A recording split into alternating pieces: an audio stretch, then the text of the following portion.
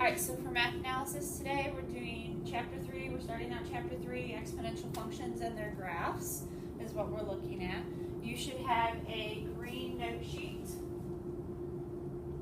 And we're going to talk about filling in some of those notes. If you want to follow along, the PowerPoint is on Aspen, so you can check that out.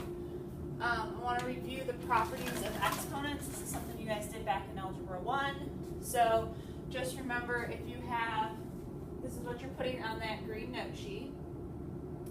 If you have a base that you're multiplying, you're going to add up the exponents, right? So if it's 2 to the third times 2 to the fourth, the answer is 2 to the seventh, right? Adding them up. If you're dividing, you're subtracting. So think of that division symbol as a subtraction symbol. It cancels out what's on top and bottom. So you're subtracting those exponents. Negatives get moved to the bottom, or if it starts negative on the bottom, it gets moved to the top. Anything to the power of 0 equals 1, so it just cancels it out completely. When you have a problem like number 5 with your parentheses, make sure that you distribute that exponent to both bases, so a to the x, b to the x. And then here again, it's like distributing, so if you distribute the y into it, you're multiplying, so you're going to have a to the x times y. So just make sure you have all those concepts down on your paper. Again, they're from Algebra 1, but we want to make sure we remember them because it's what we're going to use to solve some exponential functions and then logs later on too. Alright, so this is your base exponent function. This is your parent function for exponentials. When you're looking at that, exponentials mean that the x variable is in the exponent position. Alright, so any number raised to the power of an x. So the exponent is what's changing. When you look at this, we want a to be greater than 0 and not equal to 1, because 1 raised to any power is always just going to be 1. It'll end up being a straight line. It's not going to create your exponential function. Alright, and we're not dealing with imaginary numbers here. This is going to be x's just as real numbers. So these are a couple examples of some exponential functions. You guys do in science all the time, growth and decays. So this is what we're talking about. You got your exponential growth, where it's growing or it's going up, a positive function to the right, or a decay where it's coming down, it's decaying, a negative function to the right. These are both going to be parent functions. So this is your basic a to the x. This would be your a to the negative x at those functions. You've got your x-axis at y equals 0 is going to be your asymptote, because if I have a to the x, I'll show you this real quick. If I have my y equals a to the x, no matter what you plug in here for x, you're never going to get an answer of 0, right? Because if I plug a to the power of 0, the answer is 1. If I make a to 1, the answer is whatever a is. A to the negative 1 is negative a, things like or 1 over a. So you're never going to get an answer of 0 on that parent function. If I took and I shifted this graph up, remember our transformations, if I add 1 to the end, I'm shifting it up, then your asymptote would shift with the graph, okay? So keep that in mind with those shift changes. And then again, to the negative x is going to be your decay, and I'm also going to have that asymptote at y equals 0, because you're still never going to be able to plug anything in to make the whole thing equal to 0. Another easy point to find on exponentials is the 1, because if I have, say, 2, maybe this is the equation y equals 2 to the x. 2 to the first is just 2. So that point 1, 2, or 1a is always going to be there on your graph. So those are going to be two easy points that you can always find on an exponential. All right, that y-intercept, wherever it's 0, and then the first power. Okay. Graphing exponential functions. So here we're going to talk about actually taking an exponential and how do you graph it. When you do so, you do like every other graph. If you're not sure what's going on, plot some points, right? Plug some numbers in, solve for y, see what happens. So I'm going to go ahead and plot 2 points. 2 points is good for an exponential. If you need to do more so you understand really what's going on. But you need at least 2, 3 is really better. So I know because I'm at my basic, I'm going to have the point 0, 1 because 2 to the 0 is going to be 1. Right? So I know I'm going to cross at 0, 1. And then I want to find my second point. What happens if I plug in 1? 2 to the first is just going to give you 2. So we have that other point as our specialty. So here are my 2 points, 0, 1, 1, 2. Those are your basics. I know it's an exponential, so it's going to have to curve. So I'm going to have to make sure that this line curves here. I haven't done any kind of a shift, so I'm going to have that y equals 0 as my asymptote. So remember, as I curve, it's going to approach that asymptote. It's never going to touch it, but it's going to get closer and closer to that y equals 0. On the right, it looks, when I draw this line, right, it looks like it has an asymptote to the right, but it really doesn't. Exponential functions are going to go to the right forever. It just goes really slowly. So you have this horizontal asymptote, but you do not have a vertical asymptote here. Make sure again that you're representing your asymptotes with those dotted lines. Alright, so here's another example of graphing this. Take a second, pause the movie, try and graph it on your own. So what you should have done to graph this is plot a couple of points again, right? 2 is necessary, 3 or 4 if you want to make sure. Looking at this graph, one thing that I know, it is in that parent form. It's not shifted right or left, up or down. So you're still going to have that axis of symmetry at y equals 0. If I take a couple of points, my easy points to plug in are 0 and 1. So negative 4 to the negative 0 is still going to give you 1.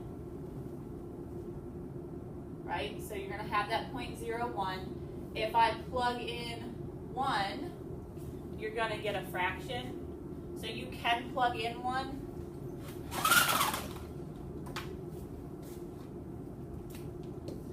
If I plug 1 into the function, you're getting y equals 4 to the negative 1.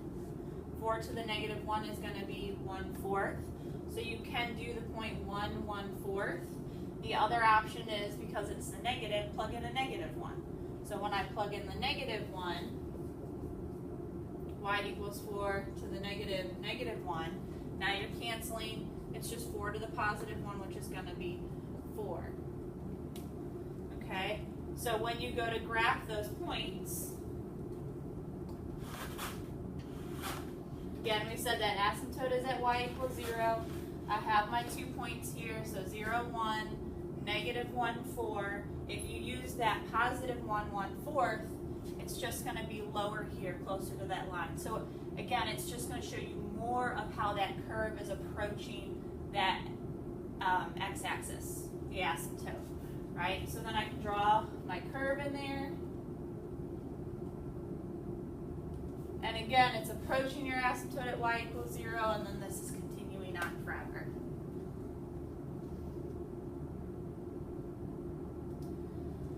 Alright, so one of the things we're looking at, if you're asked to graph something like f of x equals 1/2 of x, we want to rewrite it and look at it differently. So find the reciprocal, raise it to the power negative x. So what we're talking about here is, instead of dealing with the fraction, you can deal with the fraction if you want, right? You can plug into the 0. So at 0, you're going to get 1. So you'll have the point 0, 1. You can plug in 1. So at 1, you're looking at 1/2. Plug in negative 1. At negative 1, you've got 2, things like that. You can deal with that on your own. But if you don't like the fractions, you have the option of changing it. So 1/2 to the x, we can flip it with the negative. Remember, if I had 1 over negative 2, I can make it 2, right? I can flip it. So you can do the same thing, flip it backwards with the fractions. So 1 over 2 to the x, I could rewrite as 2 to the negative x. And you can graph that function so that we see, it's hard to see whether this is growth or decay here, But if you write it with the whole number out front versus a fraction, it's easy to tell that now we're looking at a decay function. Okay, again, you don't have to make that switch, it's just personal preference. So we're going to try an example of that. I'm going to go ahead and convert the equation first. So if it's 1 over 3 to the x, to get rid of the fraction, I'm going to do 3 to the negative x, right, to cancel out that fraction, switch it up. Now I know I'm looking at a decay function, and I'm going to plot it just like I would before. Plug in your 0. 3 to the negative 0 is 1. That's your first point. Because it's decay, I'm going to use negative 1. You could use positive 1 if you wanted. So at negative 1, we're going to end up with the point negative 1, 3. Plot those 2 points here. There's no shift up or down, so my asymptote's going to be at y equals 0. So my y equals 0 line here is my asymptote, my dotted line. I've got to curve it towards that asymptote. And that's what you're looking at for your line, okay? I want you guys to make sure on your homeworks and your tests and your quizzes that you continue this line out to the asymptote. Don't stop it right here. It's just hard for me to draw on the computer. So make sure you continue that out so we see it's approaching the asymptote, does not touch or cross the asymptote, but comes close and keeps going. And it does keep going to the left as well. All right, so here's another example to graph. Take a second and see what you can do with this. Pause the video and try it.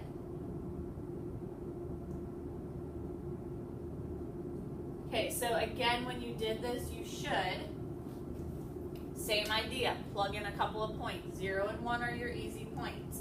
So if I plug in 0, when I go to do 0, 0 minus 1 is going to be negative 1. So you're looking at 3 to the negative 1, which is going to be your 1/3.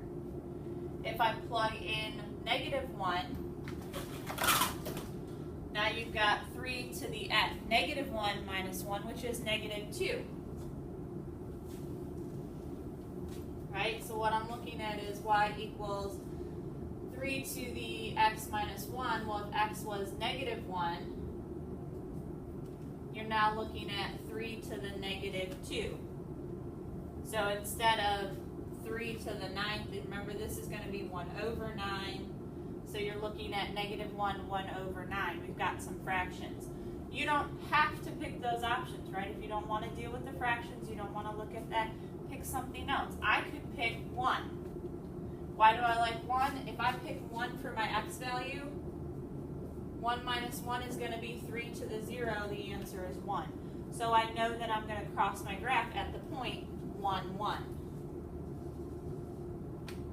Right? I know 0, 1/3 is a point, so I can go 0, 1/3. I know that negative 1, 1/9. See how it's getting closer and closer? It's hard to graph that 1/9. So if you're not sure, go out and pick something else. Because that top piece is shifting it, right? So remember some of our shifts. When it's inside, it shifts right, left. When it's outside, it shifts up, down. So this one is inside the function and it's minusing 1, so that means it's shifting to the right one. So instead of that 0, 1, we're at 1, 1.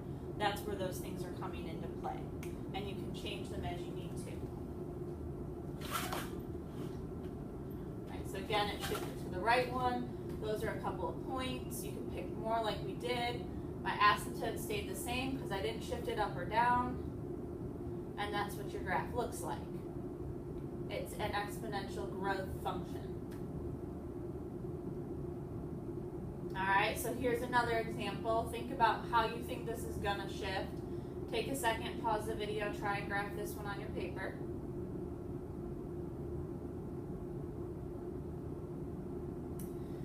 Okay, so to graph this one, I would do the exact same thing. Pick a couple of points. Pick 0, pick 1, pick negative 1. Some points that make sense to you.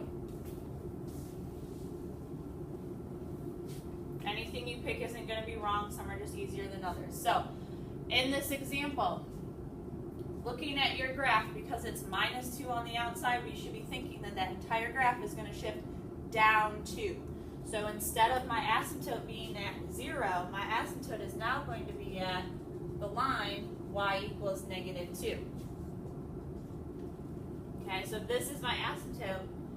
The other key points are also going to change. Usually we cross at 0, 1. That 0, 1 is also going to shift down, and I should be crossing here at 0, -1. If you plug it in, you can see. If I plug in 3 to the 0, it's 1, minus 2 is -1. So you are getting that correct shift when you plug that point in. Plug in some other points. So at -1, 3 to the -1 is 1/3. Minus your 2, you get about a -1.6, right? So -1, -1.6. Looking at that, we can tell that this is going to be a decay function. If you need to plug in some other points, do so. I want to plug in maybe to, let's try to the first, 3 to the first. So 3 to the first is 3, minus 2 is 1. So this is going to be the point. Did I do that right? Yeah. 3 minus 2 is 1, so we're looking at the point 1, 1. Did I do the other one backwards? Oh, I graphed that one wrong. Back it up. The -1, -1.6. I put that out in the wrong spot. -1.6 is down here, so we're looking at this exponential function. So make sure that you are graphing those in the right spot. Alright, so another reason why a third point is a good choice. Alright, so all of this, again, shifting down to, seeing that asymptote change, drawing your curve.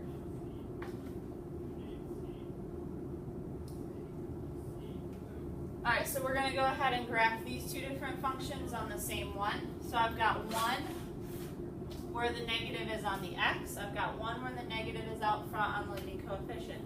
So think about what this means. Remember your transformations. When the negative is on the inside of the function, it flips it right, left. It flips it horizontally. When the negative is out front of the function, it flips it vertically. So think about in your head, what's that going to look like if I take this exponential function? We've done this, right? This is a decay function. So instead of it opening up, it's going to flip it horizontally, and it's going to open down.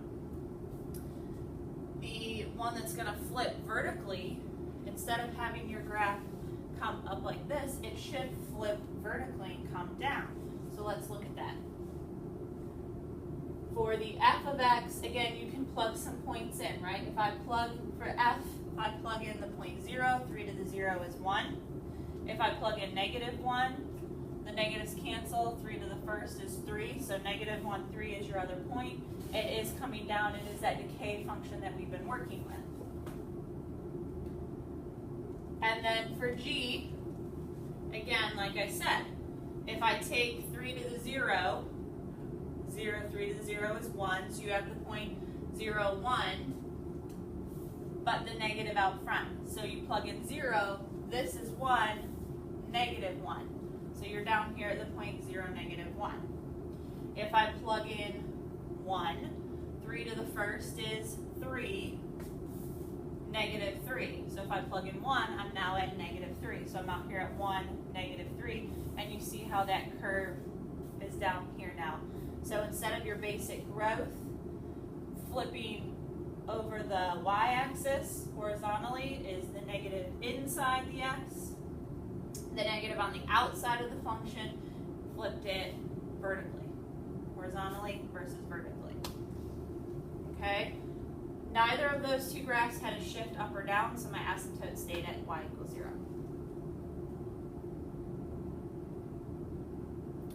Alright, the other thing we're dealing with exponentials is your natural base. Your natural base is your special e. It is on the calculator, and we'll get to it a little bit more on the calculator, but for today we're just going to talk about graphing it. E is like pi in that it's an irrational number.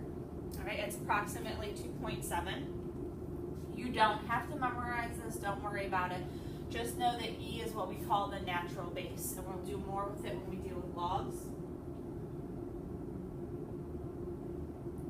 So our natural base is going to be an exponential function. So your basic function here is going to be y equals e to the x. This is your basic natural log function, right? Your natural base function. Again, if I plug in 0, anything to the 0 is 1. If I plug in 1, you're just getting that 2.7, that e value. You can also flip it for decay, right? So if I plug in negative x, it's going to flip your graph for a decay function. It's not shifted. It's your parent function. It's your basic natural base function. So my asymptote is at y equals 0 on both the growth and the decay.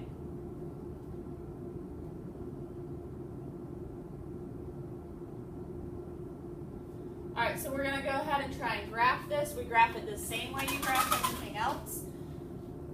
The difference on this one that we have here, instead of it hitting at 1a, it's going to hit at 1e, right? And I also added another transformation on this one, the 2 out front. Remember that whole number out front is going to stretch your graph. So instead of it being like here, it'll be closer in, right? It's going to pull it in closer. So I'll do like I did with all the other exponentials, plot a couple of points. So in this one, when I did, because I have that coefficient, that factor out front of that 2, and it's stretching it up, when I plug in 0, e to the 0 is 1, but multiply it by the 2 out front and you get 2. So you're looking at the point 0, 2 now instead of 0, 1.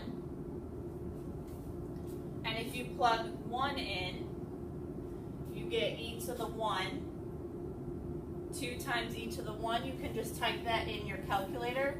So let's find it in the table. You don't have to find it in the table. Just type it in your calculator, in your graphing calculator. I'm sorry, it's kind of hard to see here.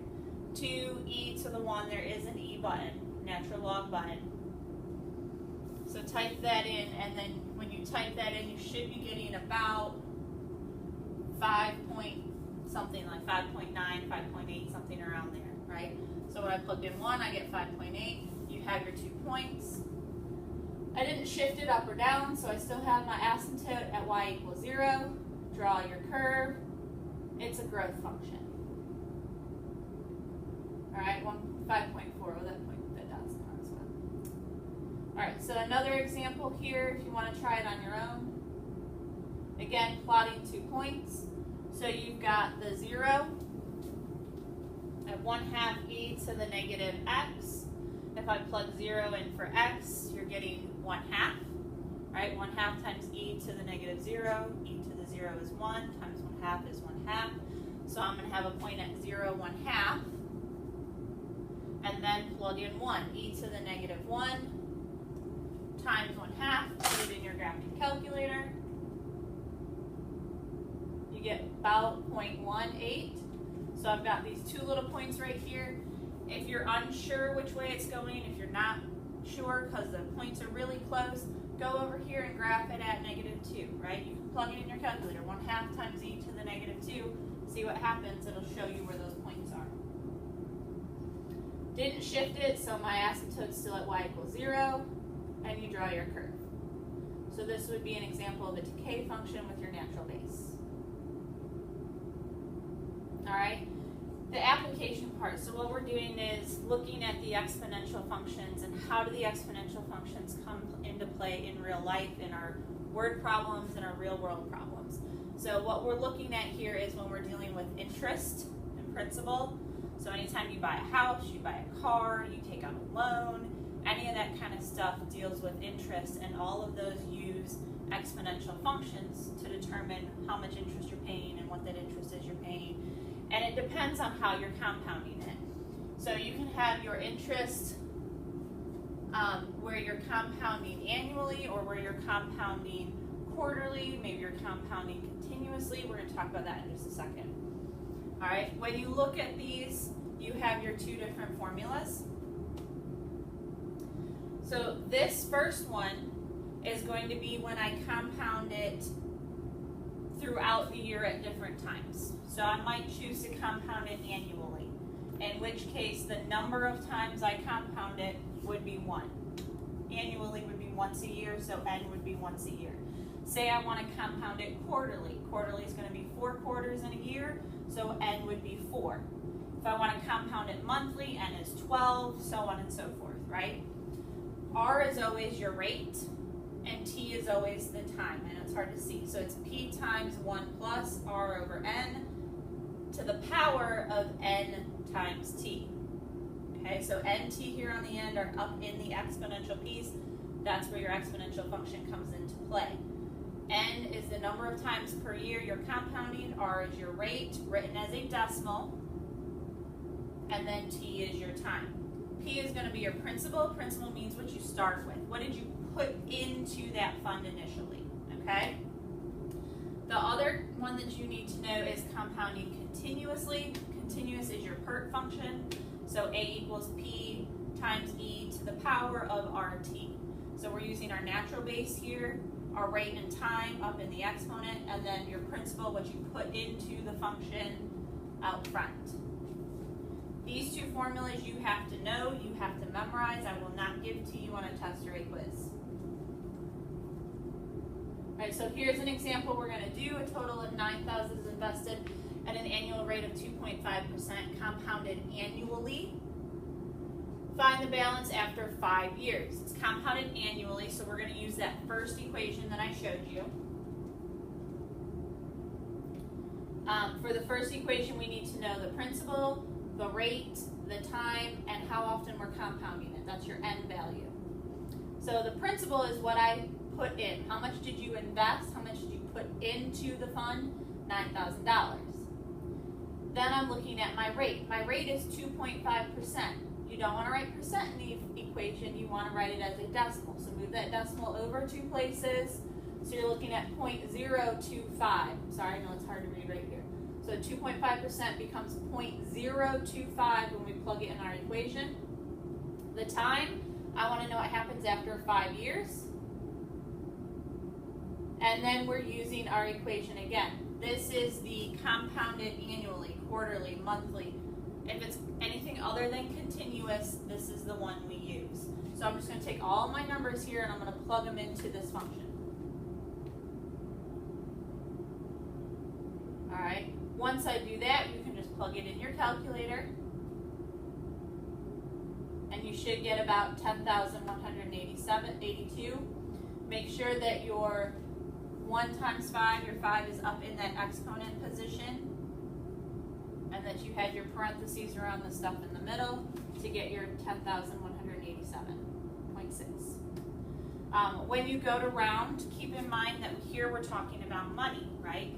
So when you go to round this number, money is going to have cents. You have 2 decimal places for your cents. Don't go beyond that. Don't go less than that. Always give me the 2 if you're talking about money. Okay? If we're talking about something else later on, maybe we're talking about pounds or grams of carbon that's left over, then you would round differently. So think about the situation and round according to what that situation is.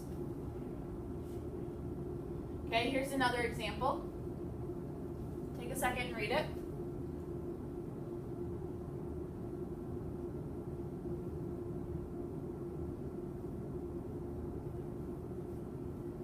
Okay, so on this one, what they want us to do is to compare. What happens if I compound it quarterly? What happens if I compound it continuously?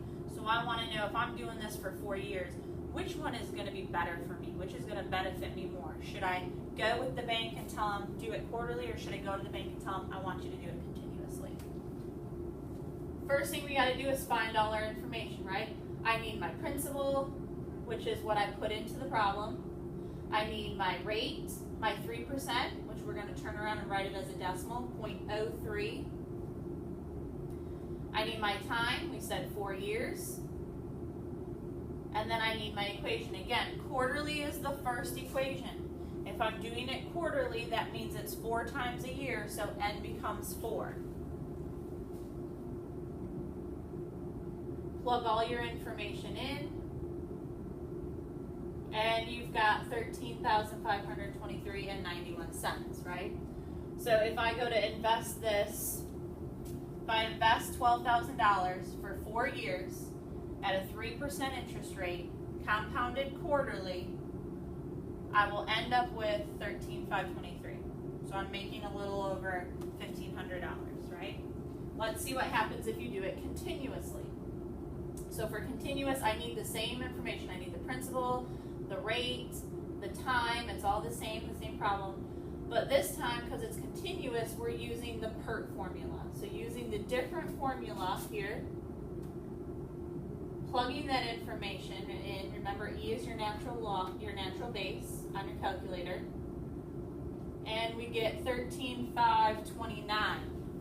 Okay, so I did it for 4 years, and in this case, quarterly and continuously weren't very different, right? This is 523, this is 529. Continuous was a little bit better. If you wanted to see a bigger difference, look over more years, right? Maybe if I looked over 10 years or 20 years, you would see a bigger difference there, depending on how long you're investing, right? This is one of the reasons you want your parents to invest in your college when you're born, not waiting until high school. More of a profit. All right, so bacteria growth is another one where we talk about the exponential functions. It's things that you use in science a lot, in chemistry, and those types of classes. And we talk about carbon dating and things along those lines to figure out how old things are. They know the rate at which carbon decreases, decays, so they can use an exponential function to figure out how old things are. So on this one, Y is the mass of a radioactive strontium in grams, whose half-life is 28 years. That means that its half-life is 28 years, so after 28 years, if I start out with 10 grams, you have 5 grams. In another 28 years, you have 2.5 grams. And another 28 years, you have 1.25 grams, right? So you see how we went from 10 to 5 to 2.5 to 1.25. You have that growth or that decay function going on. The quantity after 5 years is this. I want to know what the initial mass was. Keep in mind the initial mass is going to be at time t equals 0. Initially, time is 0. No time has passed. So I want to think about time at 0 initially. How much initial mass is present after 80 years? So I'm going to take my function, right? And this is like a PERT function. I'm just kind of giving you the information to start with. So if I take this function and I want to know how much was there initially, I plug 0 in for t and solve it out, you get 10. Remember your PERT function, your principal or what you put in is out front, so that's where that t comes into play, or that 10 came into play. That's initially what was put into it. If this is 0, all you have is what you started with. Then I want to know what happens after 80 years. So take that formula again. Now instead of seeing the initial time, I want to see it 80 years. So plug 80 in for t, solve it out. After 80 years, you only have 1.38 grams of that left over, okay?